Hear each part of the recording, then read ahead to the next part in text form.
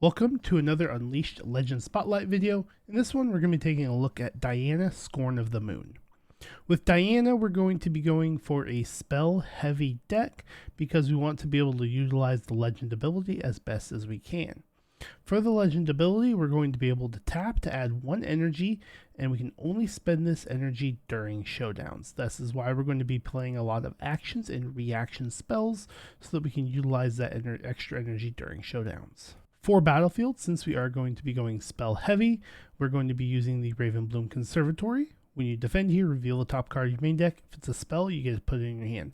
So this is going to help generate some extra cards into our hand to utilize during the game. We're also going to be using Abandoned Hall. When a player plays a spell, they may give a unit they control here +1 might this turn. It basically is the same kind of ability as the Ravenbloom Student, but you get to use the +1 might for whatever unit you may have there. And since we're spell heavy, this is going to be a really good battlefield for us for attacking and defending. And then lastly, we're also using Targon's Peak.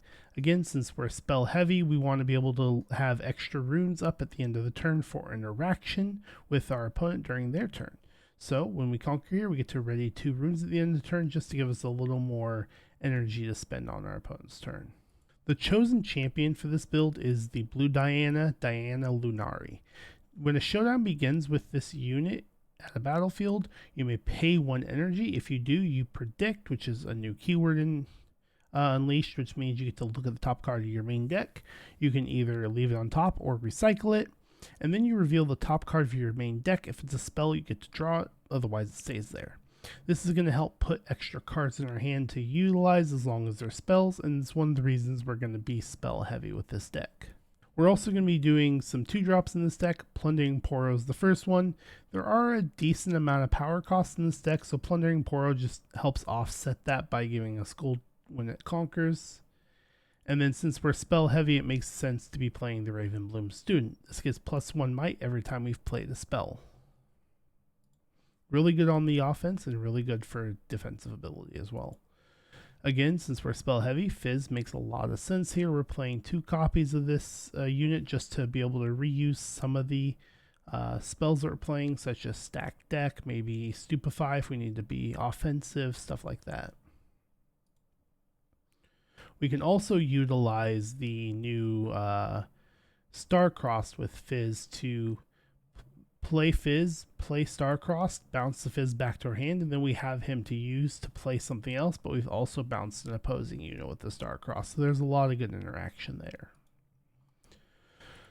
We do have 1 copy of Diana, No Longer Human. This is her purple champ unit. While I don't like this as the chosen champion, I do think including 1 of them in the deck, maybe 2, depending on your build, could be very beneficial. Whenever you play a spell, you give this unit +2 might this turn, so it's kind of a Ravenbloom Student on steroids, but it also has Ambush. If we want to be aggressive and go for an attack, we move a unit in, we can use the Diana Legend to pay part of the energy cost for this Diana during that showdown, because it's not limited to only spells. We can use it for things like Diana as long as we're in a showdown.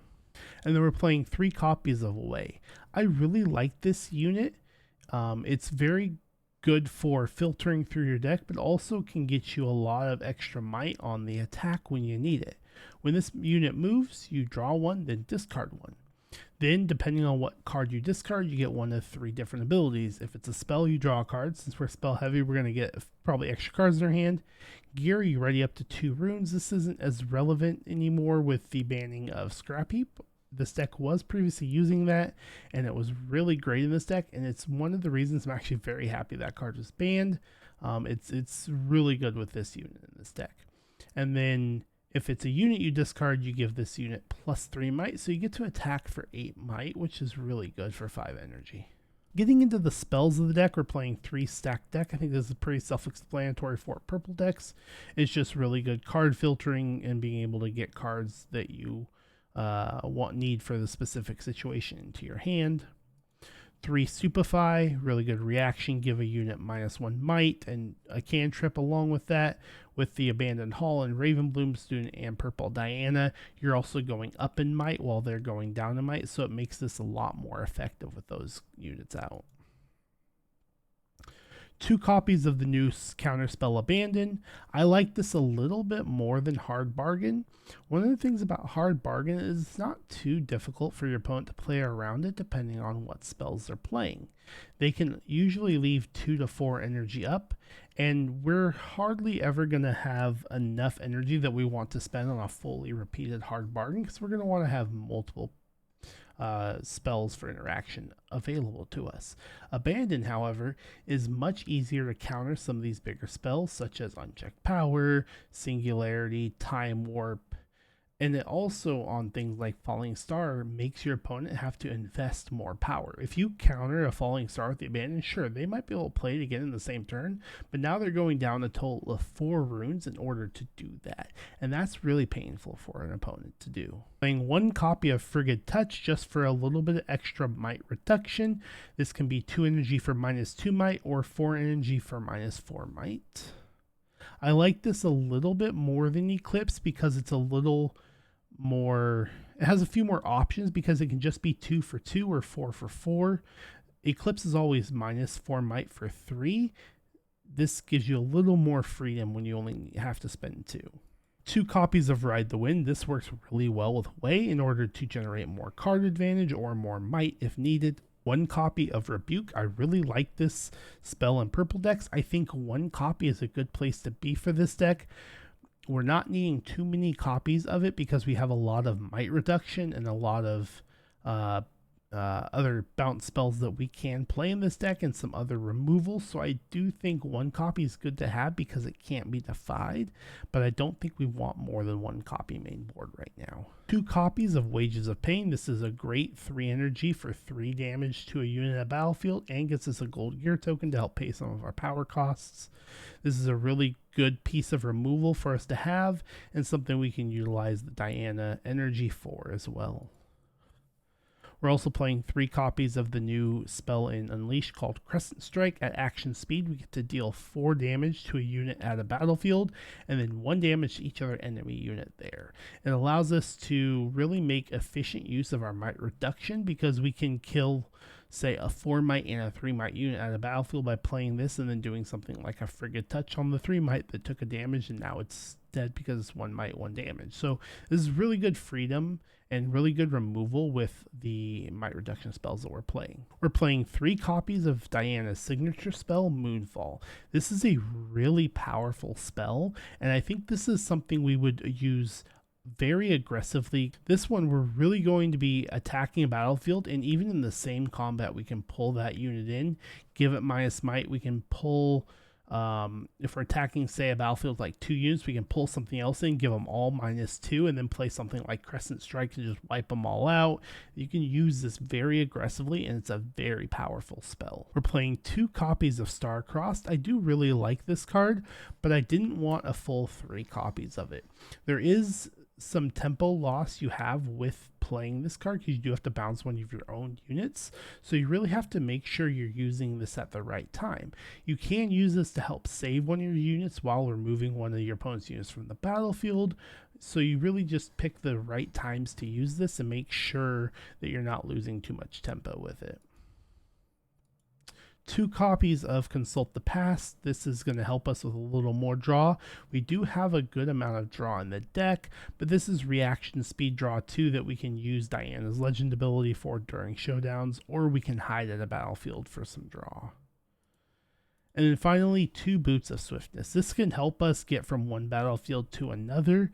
We can play, attack a battlefield with a Ravenbloom student. It's sitting there. If the opponent doesn't ever want to come there, we can play a couple spells, maybe move some units in with a Moonfall, kill them, attach Boots of Swiftness, and then go over to the other battlefield and remove some units there and get some more points scoring. For the sideboard, we have 2 Thousand Tail Watcher.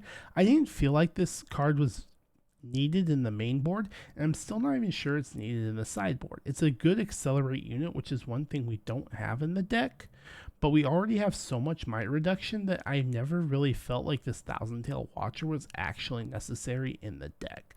This is just one that I think is a sideboard card at best, but it might not even have a place in the sideboard. It can help you against something like a Vex or a Iron that has a great stranglehold on the battlefield, but maybe something like Unchecked Power just does that in a better way for us. 2 copies of Mind Splitter. I think this is a great card to help against something like a Dazzling Aurora deck. If we can get to this before they play Aurora, then we can remove that Aurora from their hand, but we can also remove some other painful cards, some other units that might cause a lot of trouble for the deck. Something like Vex Apathetic, something like an opponent's Thousand Tail Watcher, or even their own Mind Splitter is trying to rip some cards from us. So this is just a great sideboard card to have in certain matchups. Bellows Breath is great for matchups where the opponent can get a very wide board. We have a lot of might reduction in this deck, and so we're able to spread some of that might reduction out and kill some units that are at 3 or 4 might, depending on what we have available. We can also bring this in against things like Victor or Lux, where they can generate a lot of recruit tokens with either the Victor Legend ability or the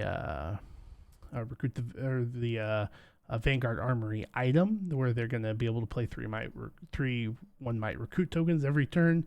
This helps us kind of whittle some of that board building down that they can do. 1 extra rebuke in the sideboard, and then 1 singularity in the sideboard. I'm actually really excited for Diana. I usually tend to play the green decks right now because I'm more of a control style player, but this deck has felt really good in a mid-range tempo style gameplay, and the leader ability with this style of gameplay has really been fun for me to play. I'm really excited to show a few of these games, so let's take a look. All right, playing against a Kha'zix.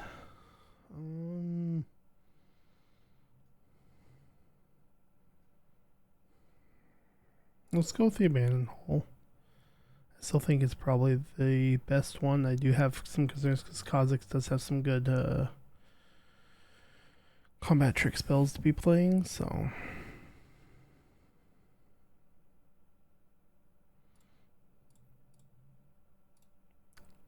Let's do that. Pass.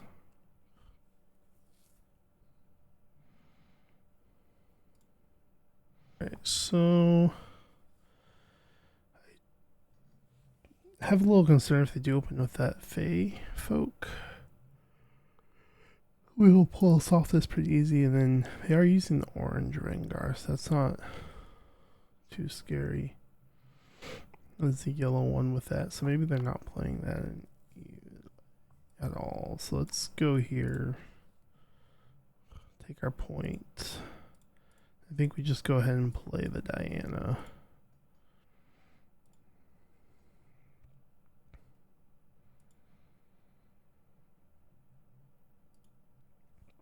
Go ahead and pass there.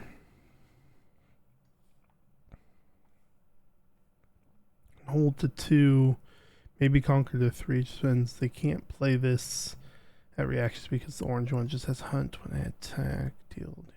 Spend 3 XP, deal damage equal to my might to an enemy unit here. Okay. So I got 2 XP for that.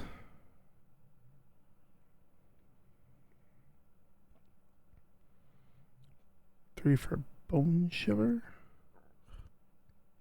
A little confused why they didn't just play and equip that. Maybe they don't want to equip it. Okay, Spirit Wheel.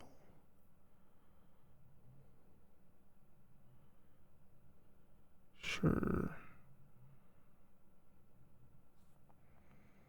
Go to 2.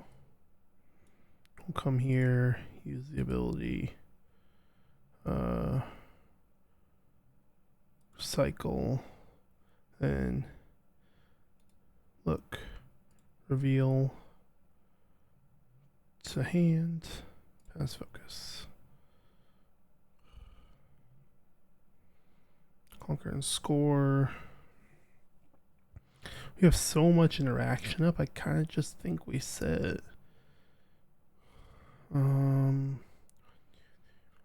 6 open. Could play another Ravenbloom student, but I think it's better just to keep all of our energy open at the moment. So I think that's what we'll do. We'll just keep everything open.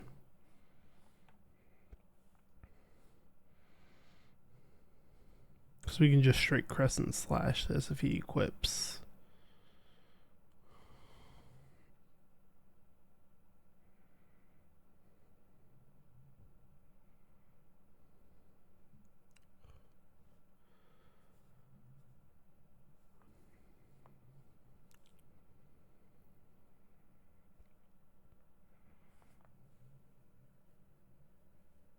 Auction.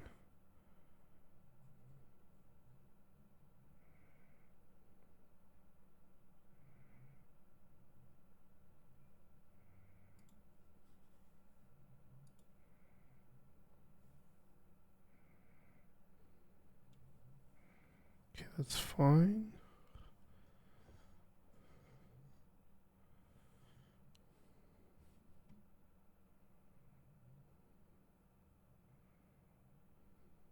Hold a 5.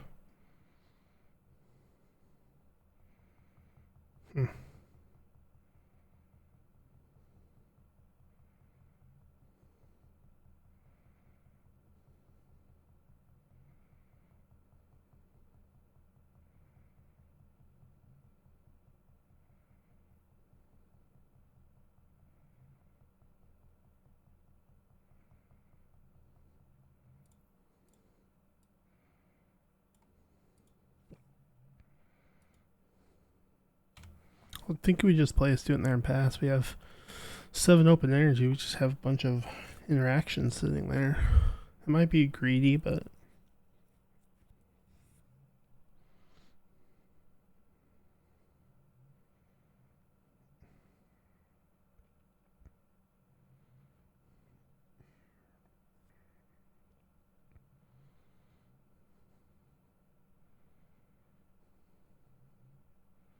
going for a 5.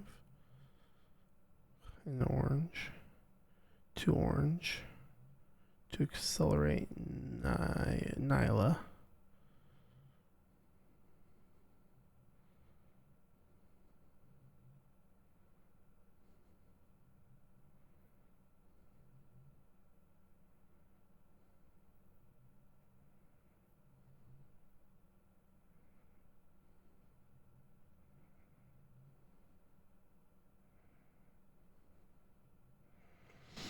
Okay, so we have to think about this because they could have counterspell. Do we trigger the Diana 1, 2, 3, 1, 2, 3, 1? I don't think I want to. So I think we go 1, 2, 3. Crescent slash to attempt to kill the Diana.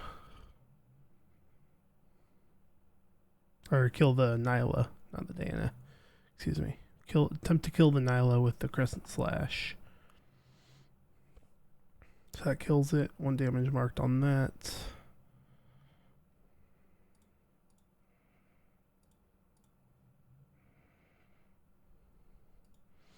And then we go to at 6 total. Couple of options.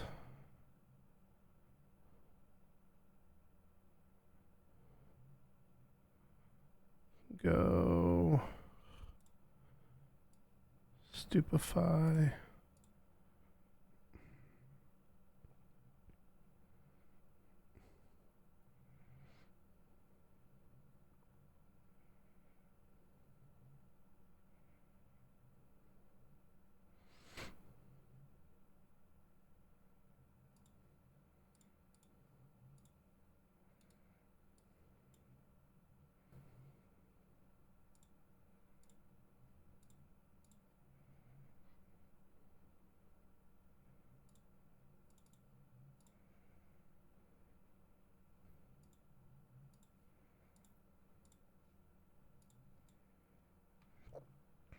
So we had 6. So we killed that with Crimson Strike. It was a lot to give up for that, but I still think it's the correct move because they'll be left with 4. They can equip this if they want and go in somewhere for 3. but this is what?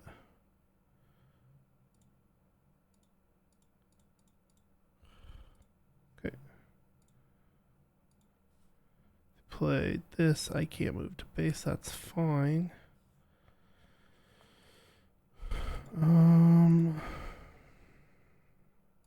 Yeah, we just pass and sit here. I think this is a decent spot. I don't know what they could have in hand, but we have Ride the Wind for a movement if needed. To move somewhere, we can play a bunch of stuff at speed. I could have played and equipped boots, but I think I'd rather just keep all of this interaction up. Keep up all 9 for 3. Yep, they left because there's nothing for them to be able to do. They said GG. Okay, this should be interesting playing against a Yi. I don't know that really want to use Abandoned Hall, but it might benefit them a lot. Hopefully we can get more benefits off of it, but we'll have to see. Going second's not great here. I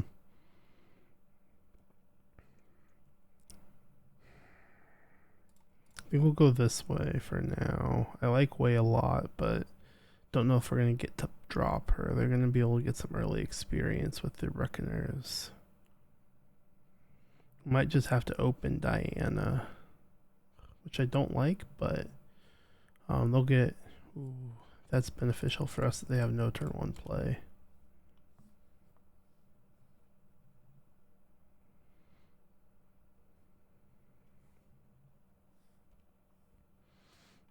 I think we'll go here. 1, 2, 3, 4, 5. Do I use the ability? I will. We'll cycle, look at top, and reveal goes on top. Conquer and score. Now the question is,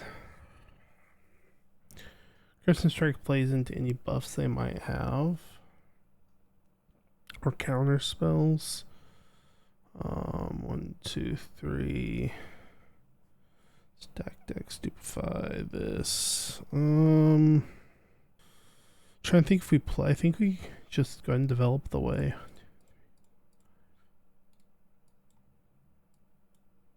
And pass. I think that's fine. Because they're going to want to go to Reckoners to get their, trigger here. On hold. If they come over here, I'm probably okay with that. We can come in with Wei. We guarantee we're drawing a unit next turn. So we'll be able to get her to 8 at minimum.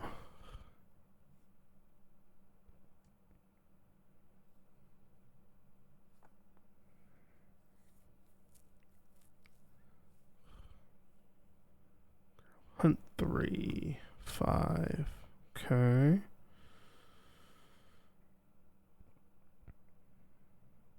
They're at 9.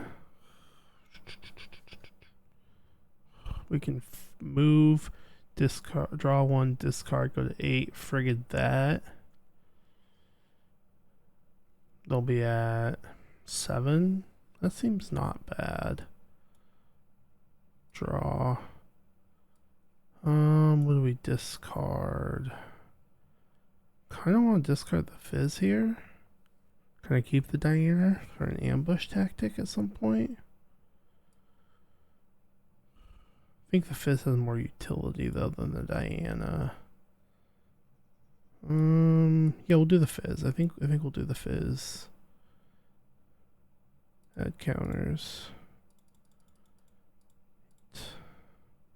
Then we'll go frigate touch there.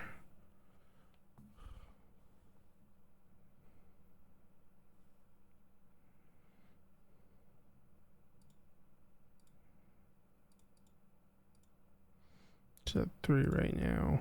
Once this resolves, he'll go to 4. I'll pass focus.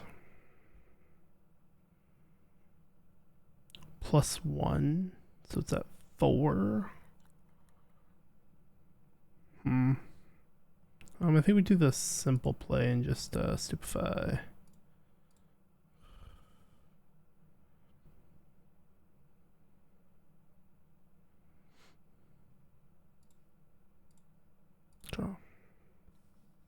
Conquer score. Then I think we're just gonna chill.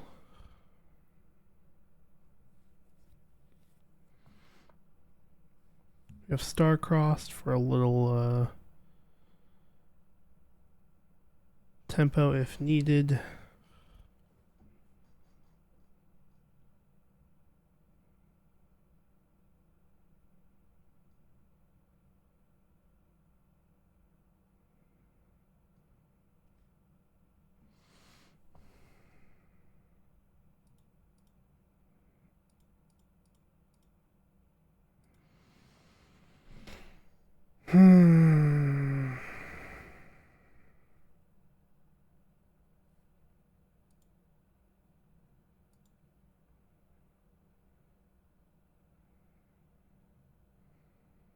F7, I kind of want to just star-cross this. Make them have the counter spell. Let's do it.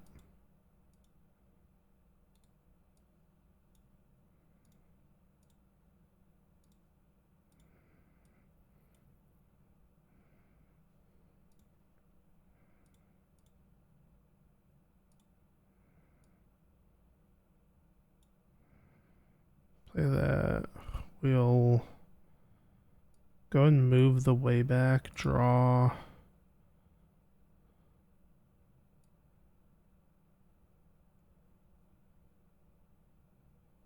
Discard wages, which gives us a draw. And I think we pass there.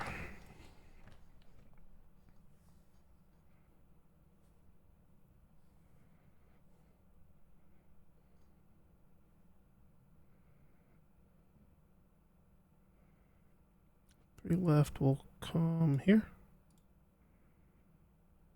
Conquer score.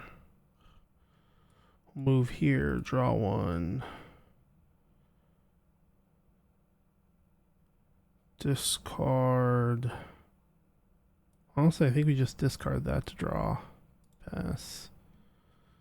Conquer score. We'll go fizz.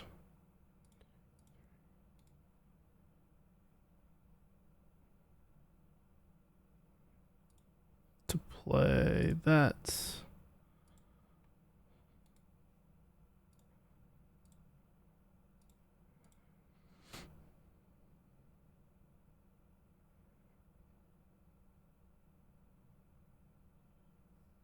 And we'll bounce their guy back so they hopefully don't have an accelerate unit. We'll just kind of chill from there, I think. Yep, that's GG. So that was a few games that I thought really tried to showcase what Diana's all about and what the legend ability is really trying to do with playing those actions and reactions during showdowns with their legend ability. Let me know down in the comments if you're excited to try Diana out and what you think of the build. Don't forget to like and subscribe for the rest of the videos in the series.